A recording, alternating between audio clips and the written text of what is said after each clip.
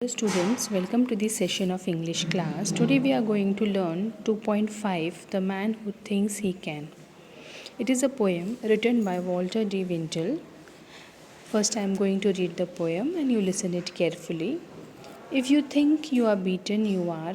If you think you dare not, you don't. If you like to win but you think you can't, it is almost certain you won't.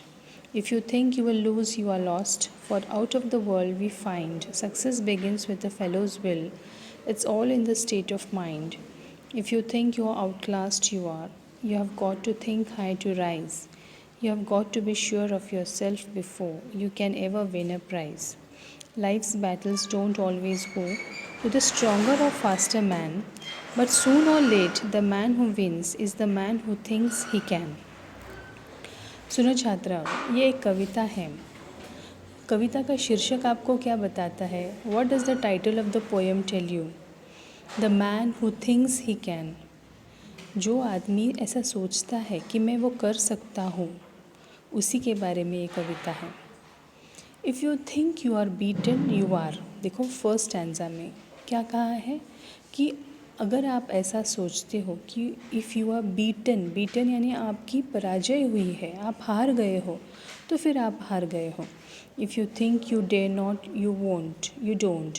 और अगर आपको ऐसा लगता है कि आपसे ये डेयरिंग नहीं होगा, ये साहस नहीं होगा, तो फिर नहीं होगा। If you like to win but you think you can't, it is almost certain you won't. और अगर आपको जीतने की भी इच्छा हुई, विन करने की भी इच्छा हुई, पर अगर आप सोचते हो कि अगर वो नहीं होगा तो वो नहीं होगा। If you think you will lose, you are lost. और अगर आप ये सोचते हो कि आप हार जाएंगे, तो फिर आप हार जाएंगे। मन में जो आप सोचते हो उसी तरह से वो एक्टिविटी होती है। तो मन में हमेशा आपने पॉजिटिविटी रखनी है, सकारात्मकता रखनी है। नकारात्मकता को आपने दूर करना है कि ऐसा सोचना नहीं कि ये मेरे से नहीं होगा।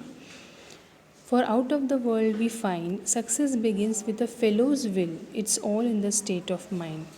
और अगर हम दुनिया के बाहर जाके देखेंगे, मतलब तुम्हारी दुनिया के बाहर अगर आप जाके देखोगे, तो यश किसको मिलता है? अगर किसी व्यक्ति, फेलोज़ विल मतलब व्यक्ति की अगर इच्छा, दृढ़ इच्छा रही और उसकी जो स्टेट ऑफ माइंड मतलब उसके मन की जो अवस्था है वो अगर सकारात्मक रही, पॉजिटिव रही, तो उसको यश ज़रूर मिलता है।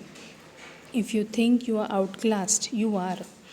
और अगर आपको ऐसा लगता है कि आपको आउटक्लास किया गया है, मतलब आपको कोई शामिल नहीं करता अपने खुद में, या आपको सब बाहर निकाल देते हैं, तो आप हो वैसे। You have got to think, मतलब आप ऐसा सोचो मत। सकारात्मकता आपके जीवन में आपने लानी है। You have got to think high to rise. और अभी आपने क्या सोचना है कि नहीं, मुझे कितना ऊपर उठना है।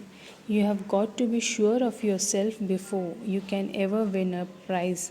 और किसी भी बख्शिश को प्राप्त करने के पहले, यानी यश प्राप्त करने के पहले, आपको खुद को जानना पड़ेगा।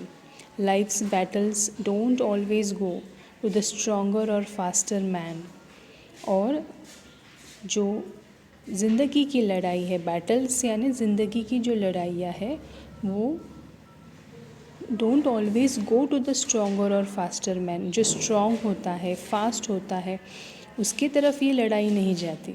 बट सून और later the man who wins is the man who thinks he can.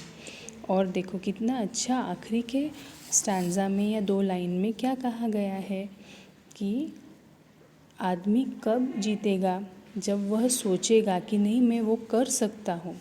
सून और लेट मतलब जल्दी या बाद में अगर उसको एहसास होगा कि नहीं, मैं ये कर सकता हूँ, तभी वो अपनी ज़िंदगी की लड़ाई जो है वो जीत जाएगा।